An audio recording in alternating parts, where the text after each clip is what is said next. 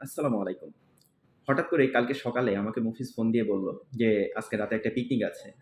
So চলুন যে sudden plan কিভাবে এক্সিকিউট করলাম আমরা, সে ভিডিওটা দেখে আসি। আশা করি আপনাদের সবার ভালো লাগবে।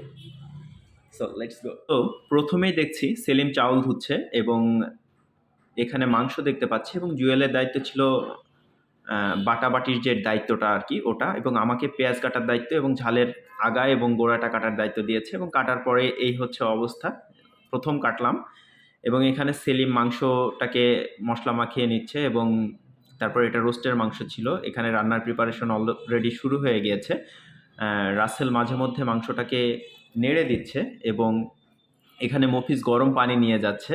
ওখানে সেলিম আছে, রাসেল আছে, জুয়েল আছে এবং চলুন দেখি মফিজ গরম পানি নিয়ে যেতে যেয়ে কি করলো? কাজ করো তাও তোমাদের নাম হবে না বা তোমাদের কোনো চিহ্ন থাকবে না, কিন্তু আমার চিহ্ন থাকবে। এই যে আমার হাত পড়ে গেছে, কাজ আমি করেছি, ঠিক আছে?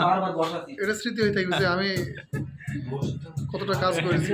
ঠিক আছে, ঠিক। এরপরই সালাদের দায়িত্ব। তো সালাদের দায়িত্বটা সেলিমের কাছেই ছিল। সে সালাদগুলোকে সুন্দর করে কাটছে এবং চমৎকার সালাদ বানিয়েছে সে এবং এরপরে আমাদের রোস্টের ভাজাভাজি চলছে এবং সেখানে দক্ষ হাতে আমাদের রাসেল আ খুব চমৎকারভাবে রান্না করেছে এবং এখানে ভাত আছে। ভাতের উপরে বেরেস্তা দিতে আসছে মফিজ এবং সে নিজ হাতে বেরেস্তাগুলোকে ছিটিয়ে দিচ্ছে এবং ভাতটাও অসাধারণ রান্না হয়েছে এবং এরপরেই আবারও চলে আসলাম চুলার কাছে এবং এসে দেখি মসলা দেওয়া দিয়ে হচ্ছে। তো মসলার বিষয়টা এমন ছিল যে যেমন পারছে মসলা দিচ্ছে, কেউ কম যায় না।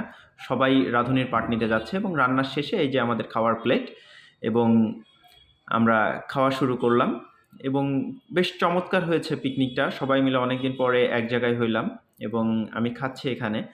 তো আল্লাহর কাছে দোয়া চাই এরকম পিকনিকটা আমাদের বারবার হোক, সবাই এক জায়গায় থাকি। তো ততক্ষণ পর্যন্ত সবাই ভালো থাকবেন। ধন্যবাদ।